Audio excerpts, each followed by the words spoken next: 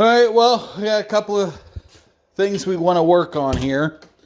One of them is this the back shelf. I have run into an issue that the seats are rubbing up against this. It has actually put a hole in one of my seats, my new seat covers.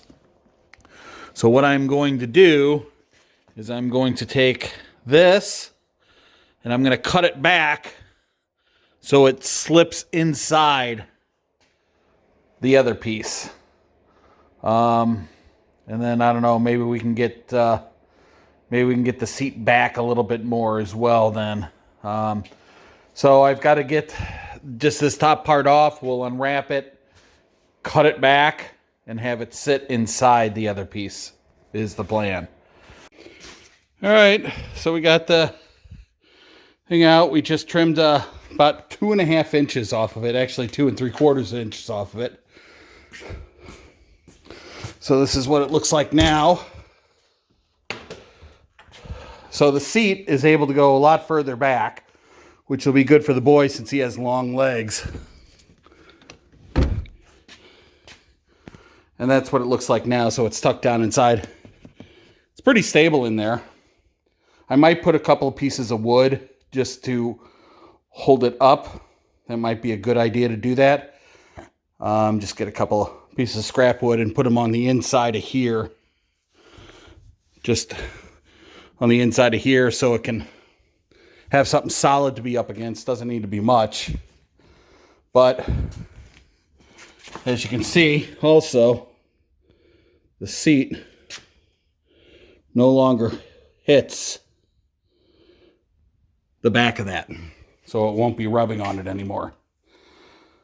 So I'm going to call that one a success. That was easy enough. Took like 45 minutes maybe to do that. So what it looks like from the other side then. It's a little bit of a bow in the middle. But I think it's because it's this piece that's actually bowed out a little bit. So don't know what to really do about that. Didn't notice it before because it was laying on top, so it covered that up, but it's not too bad. We'll just deal with that. But yeah, there we go. We ran into a problem. Can anyone tell me what that is? So, when I did the repair on the back, and I was able to move this back and it was no longer touching and rubbing, as soon as you put weight on that, or not as soon as you did, but eventually, this was the piece that was welded for the front of the seat.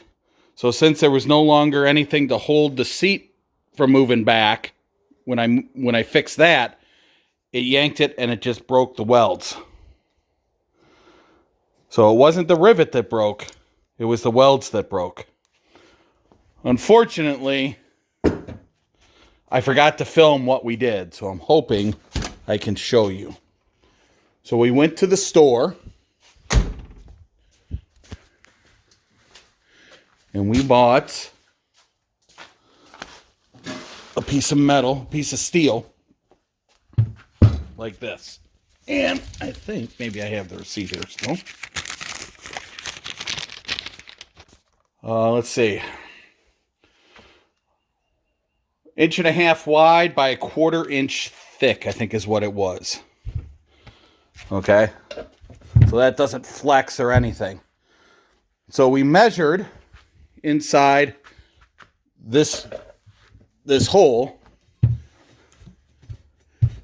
and then we went a little on each side, and I cut this piece of metal. I then drilled it out and tapped it. Let's see if I can show you. I'm not sure if I'm going to be able to. Let's see.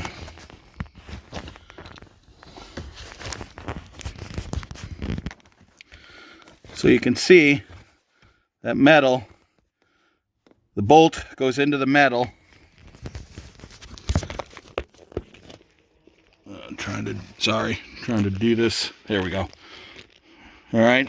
And that metal then goes a couple of inches past where the hole is there. It's not focusing for me. Sorry. See if I can get this to focus. Just too much there. Oh well. Sorry. All right. So that hole is there, and there's that channel that runs all the way to the other side. So this metal goes in a couple inches that way, a couple of inches that way, and then the hole that we bolted it to. So then when we tighten the bolt, this pulls it up tight against that channel, so it's not going to move. So that seat does not move at all now. So, and this is not going to break. So I think that's a good fix for that. So, sorry I didn't film it. Totally forgot until I was done. But that was today's project. So I got something else in the mail. He has the car today. He's out working, but I took the car out, and the squeaking from the fan inside has gotten worse. I've tried putting oil in it, and I just can't get it to calm down. So I went ahead and I ordered this from ECS Tuning. Now, they say this fits. It doesn't have the connector like the one that's on there. But my question is, how do I know which is the ground and which is the power? No directions came with it. And I don't see anything on here to tell me which is ground and which is power. So I'm going to have to try to figure that out. I don't know if, depending on how I hook it up, will determine how this spins. Maybe. I don't know. But they say this will work for my car, and we're going to put it in. We're going to see, because if that chirping noise was annoying. I don't know how the boy deals with it, but I just couldn't handle it. So we're going to replace that too. So we're getting ready to put this new fan in. So I was trying to figure out which way was positive and negative. So what I did was I hooked it up to the battery.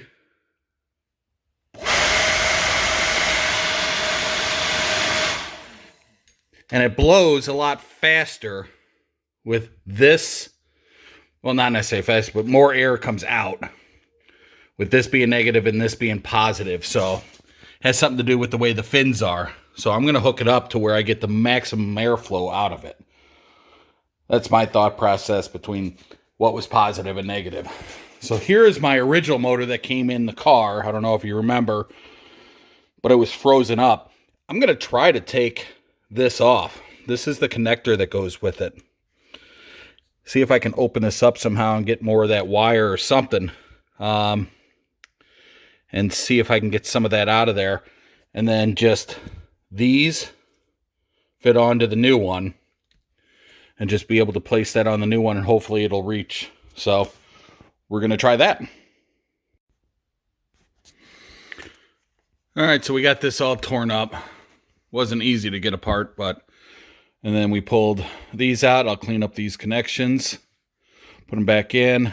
Put the other ends on that. And we should be good to go. And then we'll have to get the other one out, and we can replace the fan. All right, new motor is in. Sounds much, much better. Seems to be moving a little faster too. So we just got some sealant on there. We're going to get some weights, put some weight down on it and seal it down. And then let it cure. And we'll be good to go.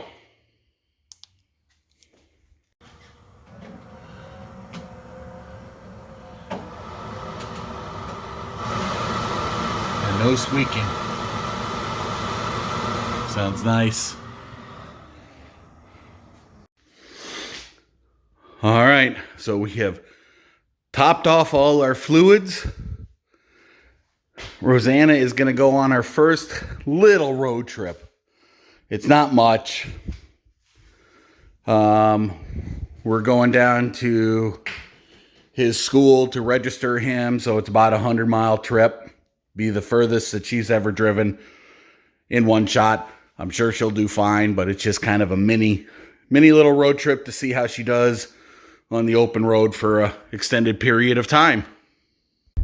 All right, so here we are. We just filled up. We're getting ready for our first little mini road trip here. We'll try to update you guys and let you know how it goes as we go along. So we're halfway through the trip, maybe a little more than halfway. Everything's doing really well. Temperature's good, oil pressure's good. So, yeah, just had to pull over and make a pit stop, and we'll get back on the road, but so far so good. We made it. It did absolutely wonderful. It rides really nice. Temperature and oil and everything worked out. The only problem I'm having is I got air coming in right here, and you can see how I still push it down a little bit. So I got to look at that, because that was pretty loud, and it's coming just in this corner. It doesn't come in that corner, but you can see it's just raised up a little bit on this side. This side's a little more flush, so I'm not exactly sure why that's happening, but it did awesome.